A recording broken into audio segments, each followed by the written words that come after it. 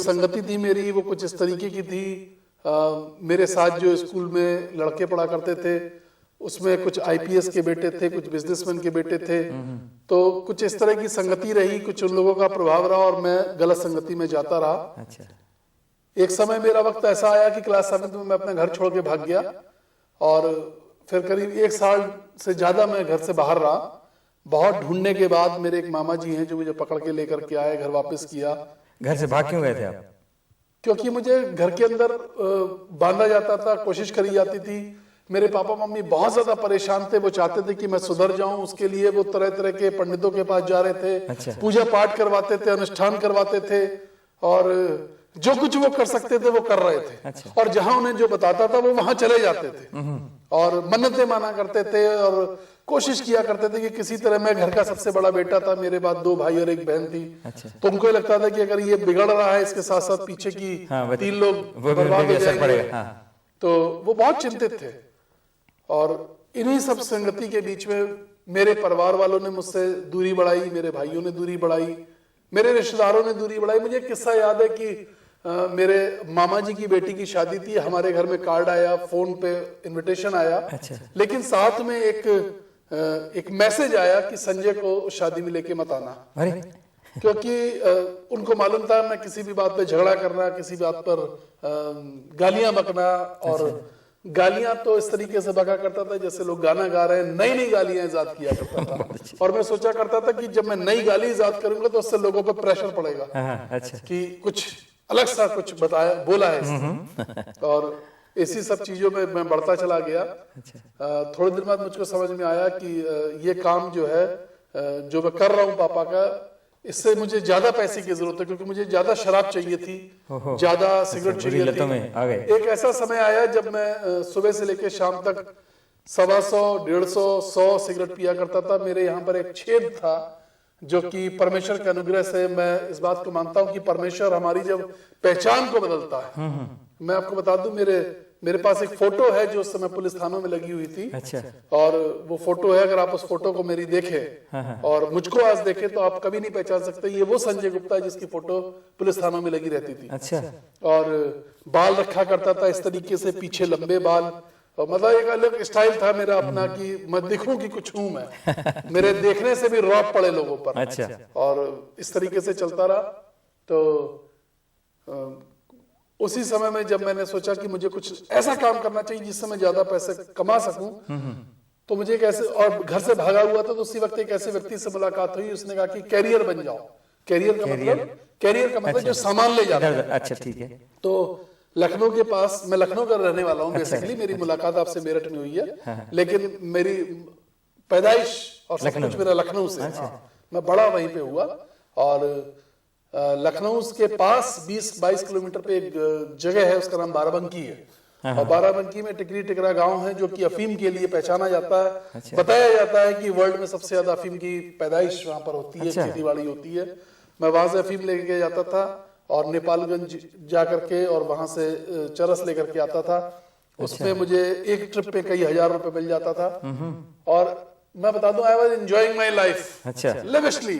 और मैं समझता था बस दुनिया का यही सुख है जो मैं भोग रहा हूँ। और मेरे साथ मेरे बहुत सारे दोस्त सब भोगा करते थे, दारू पिया करते थे, हम पार्टीज किया करते थे। We were enjoying our life कि बस सब कुछ यही है, जिंदगी का मजा इसी में है। मैं आपको बता दूं, आज मैं सब जगह सबको एक बात बताता हूं कि मुझसे ज्यादा गंदा इंसान इस दुनिया में कोई नहीं हो सकता। परमेश्वर, मैं कहता हूं मैं नाली का गंदा कीड़ा था और मुझे परमेश्वर ने वहां से उठा लिया। आप जिस गंदगी को सोच नहीं सकते, चाहे वो व्यभिचार रहा हो, चाहे वो पैसा खर्च कर करके किसी को परेशान करना। अच्छा। शराब का मैं बता दूं कि शराब की कुछ समय मेरी जिंदगी में ऐसा आया कि मैंने उस समय ब्रश नहीं किया बहुत लंबे समय तक। अच्छा। मैं अपने दांत साफ नहीं करता था, टूथब्रश नहीं करता था, और शराब सिर्फ इसलिए पीता था कि उसमें अल्कोहल है। अच्छा। और मेरे दांत साफ रहेंगे, और सुबह से मैं पीता था। ये भी अच्छी आपने बस दिमाग था। और आज मैं कह सकता हूं कि that was all satanic influence, शैतानी प्रभाव मेरे ऊपर बेहद ज्यादा था। उसको प्रभाव इतना ज्यादा था कि मैं उससे निकल नहीं पा रहा था।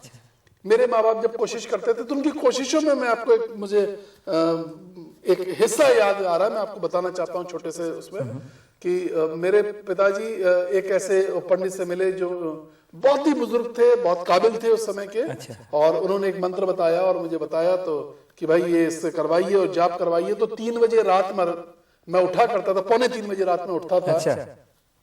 तांबे के एक बर्तन में मेरे लिए पानी रखा जाता था और सर्दी हो, गर्मी हो, बरसात हो, मैं आपको बताऊं बहुत ठंड पड़ती है, दिसंबर जनवरी की ठंड बहुत ज्यादा होती है। और मैं उठा करता था, उस पानी से नहाया करता था, उसको गर्म नहीं करना होता था। अच्छा। और सिर्फ एक अंगूछा पहन करके, अच्छा। अंडरगारमेंट्स भी नहीं, सिर्फ अंगूछा पहन करके। अच्छा। और एक कुश के आसन पर बैठ करके एक हवन करना होता था। अच्छा। 3 बजे से मैं वो हवन शुरू करता था और लगभग 7 बज जाते थे। अच्छा। और वो हवन मेरा चालू रहता था। मैं आपको बताऊं कि मैंने बहुत कोशिश करी, एक बार मेरे मन में भी आया कि शायद मेरे माँ बाप बहुत दुखी हैं और मैं सुधर जाऊं, लेकिन वो करने के बाद, वो जब कर रहा होता था तो भी मेरा दिमाग कहीं और रहता था। अच्छा। संस्कृत के वो शब्द मुझको समझ में नहीं आते थे। और मैं आपको बता दूं कि जो संस्कृत के श्लोक पढ़े जाते हैं, जो शब्द पढ़े जाते हैं, जो हवन किए जाते हैं, लोग करते हैं, लोग करवाते हैं, लोग महामृत्युंजय का जाप करवाते हैं, मेरे लिए भी कराया गया। अच्छा। लोग बहुत कुछ करवाते हैं, लेकिन अगर उन लोगों से पूछो कि इसके मायने क्या हैं तो वो नहीं जानते। ये तो मुझे याद दिला दी आपने एक बात, मैं बताता हूँ कि ऐसे बताया, एक चिड़ी मार जंगल में गया तो वहां उसे एक तोता दिखा। अरे तोता बड़े काम का था। ये तोता क्या बोल रहा था, ध्यान से सुनिए। बोल रहा है चिड़ी मार आएगा, जाल बिछाएगा, दाना डालेगा, फंस मत जाना। अब चिड़ी मार ने सोचा यार ये तो बड़े काम का तोता है, पकड़ना चाहिए, लेकिन पकड़ो कैसे, तो सब कुछ मालूम है। इसे मालूम है कि चिड़ी मार आएगा, जाल बिछाएगा, दाना डालेगा, फंस मत जाना, और ये बोल रहा है। लेकिन चिड़ी मार ने कहा चलो कोशिश करता हूँ, देखी जाएगी। उसने जाल बिछा दिया और दाएं डाल दी, दूर जाके बैठ गया। थोड़ी देर में तोता आया उड़ता उड़ता, जो बोल रहा है चिड़ी मार आएगा, नीचे जाल पे बैठा बोल रहा है चिड़ी मार आएगा, जाल बिछाएगा, दाना डालेगा, फंस मत जाना। चिड़ी मार ने देखा, बैठ गया, उसने रस्सी खींची, कैद कर लिया उसे। कैद करके अपने पेट डंडे पे उसने उसे झोले में डाला।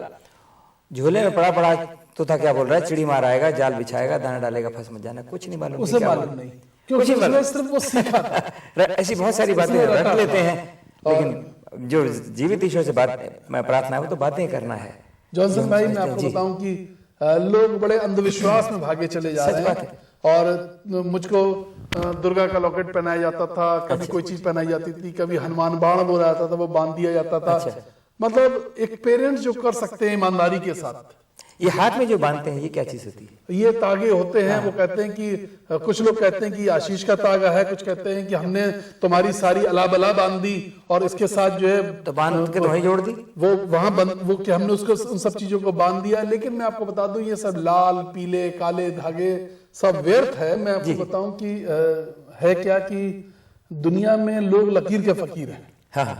और मैं इनको कहता हूं कि वो धर्म के ठेकेदार हैं। ठीक। वो लोगों को वो